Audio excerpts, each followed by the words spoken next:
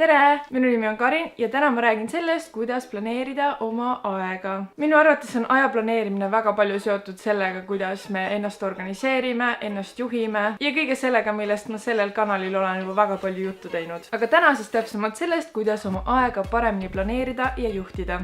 Aga miks ma olen õige inimene rääkimaks aja planeerimisest? Siin ma pean väikse jutu rääkima teile. 3 aastat tagasi astusin ma Tartu Ülikooli informaatika erialale ja teadmata absoluutselt, mis mind on ees ootamas ja ma ei olnud üldse mõelnud elus isegi programmeerinud, ma ei teadnud, mis asi isegi Python on. Läksin ma niimoodi pimesi ja naiivselt informaatikat õppima. Tagantjärgi ma ütlen, see oli kindlasti väga õige otsus, see oli väga lahe ja ma sain väga palju vajalikke teadmisi ja oskusi loomulikult. Kuna sel ajal polnud mul veel nii palju elukogemust, kui mul praegu on, siis kindlasti kippusin ma natuke overkillima kõike seda ja ma tahtsin muidugi kõik täiesti selgeks saada ja ülihäid hindeid saada. No lisaks muidugi oli ma osaks veel mingist 3 tudengiorganisatsioonist ja tahtsin sotsiaalset elu elada ja seetõttu oli mu koormus ikka üsna suur. Ma kasutasin ühte tarkvara, mille abil ma sain trackida, kui palju aega mul mis asjadele kulub. Sinna hulka käis just kool ja igasugused tudengiorganisatsioonid ja ma võin öelda, et ma tegin keskmiselt kuskil 60 tundi tööd nädalas. Ma tean, et esimene pool aasta oli see kuskil 55–60 tundi nädalas ja kevadel oli see reaalselt 60–70 tundi nädalas. Ma olin lihtsalt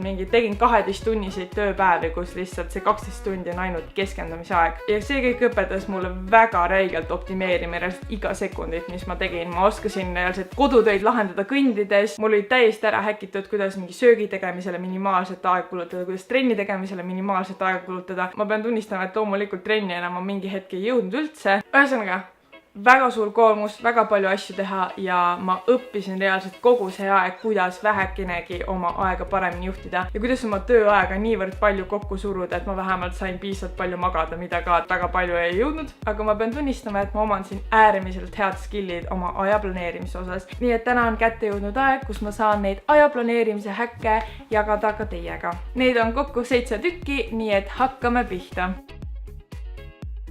Esimene printsiip on loomulikult see, et sul on vaja mingit terviklikku süsteemi, kus kõiki oma asju meeles pidada. Kõige paremini saab sellest ülevaate minu videost, kuidas ennast organiseerida, aga lühidalt öeldes on sul vaja mingisugust kalendrit, kas siis virtuaalset või märkmiku kujul. Kõige paremini töötab su süsteem siis, kui sul on olemas üks tõeallikas. Ehk siis sul võibki olla to-do list ja sul võib olla kalender, aga mitte, et sul on mingi 10 erinevat kalendrit igal pool. Ja sa suvaliselt märgid asju igale poole, vaid sul on vaja ühte kindlat süsteemi, millele on sul iga kell ligipääs olemas, et sa saaksid sinna kõik oma aega võtvad kohustused kirja panna. See annab sulle võimaluse laotada enda ette kõik need vajalikud klotsid, millest hakkab koosnema sinu päev, nädal, kuu, aasta ja nii edasi. Ja üldiselt niimoodi 1–2 ette enam-vähem suuremad asjad võiksid ikka kirjas olla juba. Aja planeerimine hakkab prioriteetidest. Kõik need klotsid, mis sa oled enda ette nüüd laotanud,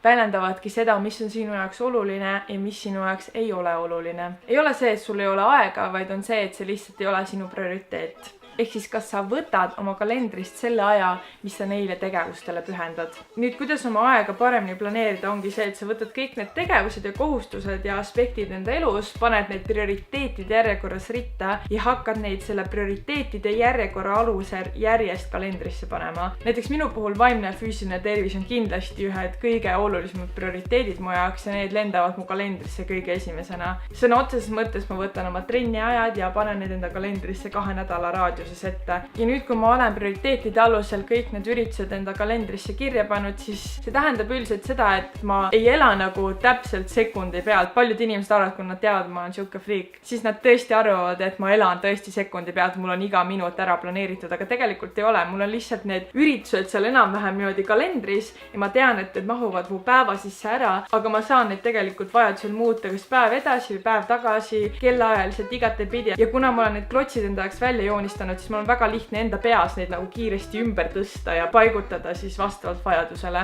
Aga oluline asi on see, et ma ei kustuta seda kalendrist ära. See on nagu kõige suurem viga, mida teha, siis see lihtsalt näitab, et see tegevus ei ole su prioriteet.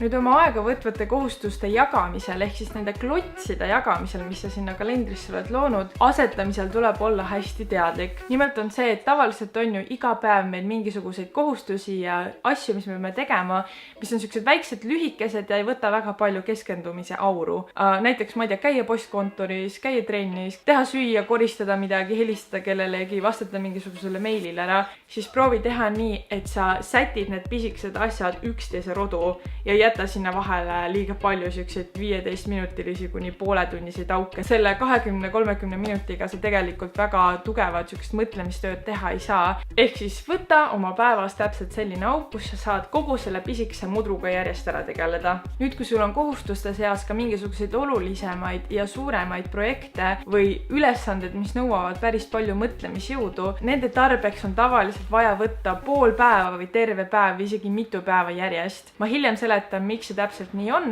Oletame, kui hommikul mul oleks 2,5 tundi keskendumiseks versus lõunal tund aega kohtumise ja trenni vahel, siis ma tegelen mudruga lõunal ja keskendun hommikul. Kui oleks vastupidi, siis ma keskenduksin lõunal ja hommikul tegeleksin mudruga. Neljandaks häkiks on see, et hästi kasulik on õppida hindama, kui palju mingisugused ülesanded sinu jaoks üldse aega võtavad. Kui ma läksin IT-d õppima, siis meid sunniti kasutama siukest äppi nagu Toggl. Toggl on üks eestlaste tehtud toode ja ma jätan selle alla kirjeldusse, aga põhimõtteliselt on see ajatracker. Ehk siis sa saad sinna luua igasuguseid projekte ja tegevusi ja kui sa nendega alustad, siis paned aja tiksuma ja kui lõpetad, siis paned aja kinni. Togglil on olemas kõik desktopi äpid ja igasugused asjad, nii et see on tegelikult hästi lihtne ja hästi mugav. Aga muidugi, kui ma Togglit esimest korda nägin, siis see oli minu jaoks armastus esimesest silmapilgust, nii et ma olen Togglit kasutanud siiamaani, nüüd juba 3,5 aastat ja ma olen meeletult palju andmeid kogunud selle kohta, mis tegevused, kui palju minu jaoks aega võtavad. Ja alati tavaliselt igasuguse suurema kohustuse puhul ma alati ennustasin, kui kaua see võib minu jaoks aega võtta ja pärast vaatasin, et palju see päriselt võttis. Ma õppisin reaalselt ülihästi hindama seda, kui palju mis iganes projekt, mis iganes tegevus mult aega võtab. Kõiki ootamatusi ja kõiki aspekti arvesse võttes. Näiteks ma oskan täpselt öelda, et palju mingisuguse konkreetse teksti lugemine mul aega võtab, arvestades siis selle lehe suurust, fondi suurust, selle teksti keerukust, et kui sa vaatad peale, sa ütled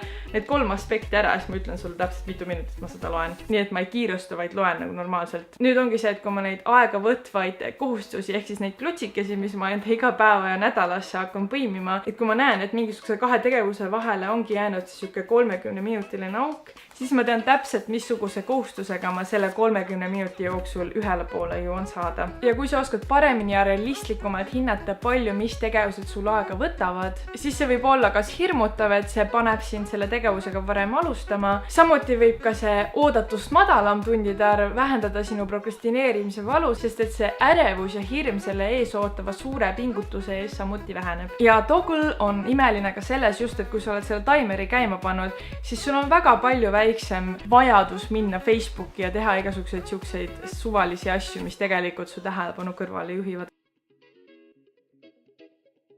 Viiendaks häkiks on see, et jäta oluliste asjade jaoks alati veidikene varuaega. Ehk siis, kui sa pead õppima eksamiks ja sa ennustad, et see võiks võtta umbes 3 päeva, siis võta 4. Ja selle varuaja, nii-öelda puhvri aja jätmine on kõige olulisem just rühmatööde puhul, sest mida rohkem inimesi sa mis iganes projekti liidad, seda suuremaks kaoseks ja laperduseks see läheb. Nii et lihtsalt, et tagada seda, et see laperdus on nagu enam-vähem jõuab õigeks ajaks ikkagi kuskile maale valmis, siis on hästi oluline, et sul on see paar varupäeva ja hea projektijuhina jätad sa alati selle puhvripäeva või selle puhvri aja enda teada.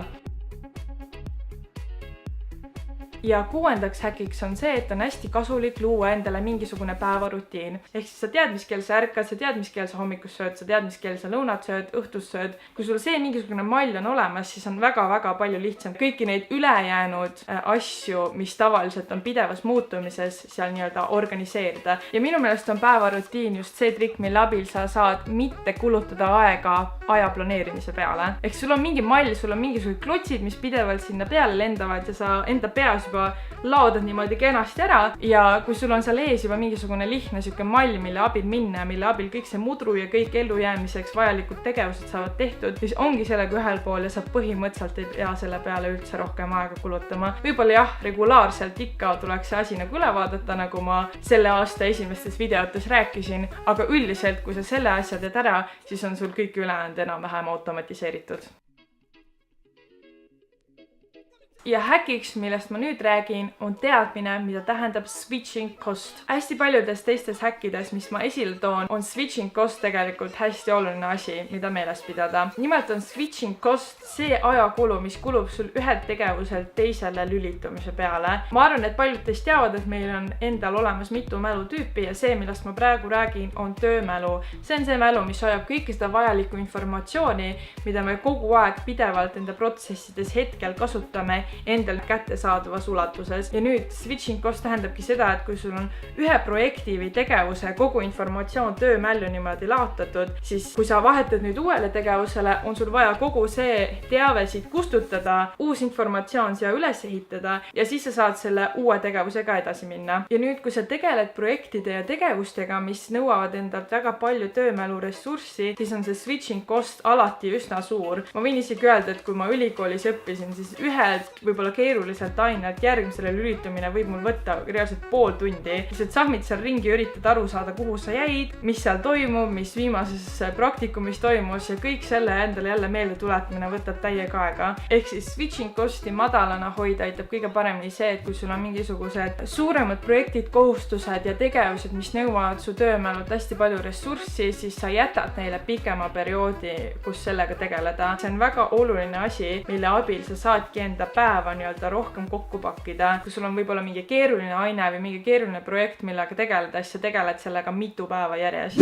Ma loodan, et te saite siit videost enda jaoks midagi kasulikku ja samuti ma loodan, et ma ei unustanud ühtegi olulist asja ära. Kui te panete tähele midagi, mida ma ei räägi, siis võib-olla põhjuseks, et ma unustasin selle ära või ma ei teaks seda, nii et kindlasti kirjutage see alla kommentaaridesse. Viimasel ajal juhtub seda väga tihti, et kõik inimesed tulevad mulle otse kirjutama sellest, mida kasulikku nemad teavad. Aga ma innustan teid, et kirjutage need väga olulised teadmised kõik alla kirjeldusse ja andke teistele ka teada. Selle nädala soovituseks on taas kord üks TED-i kõne, mis räägib sellest, kuidas oma aega suhtuda ja kuidas oma aega paremini juhtida. Kui teile see video meeldis, siis visake like ja tellige seda kanalit, kui te ei soovi tulevastest videotest ilma jääda. Seniks aga kõik ägedad ja näeme juba järgmisel korral. Tšau!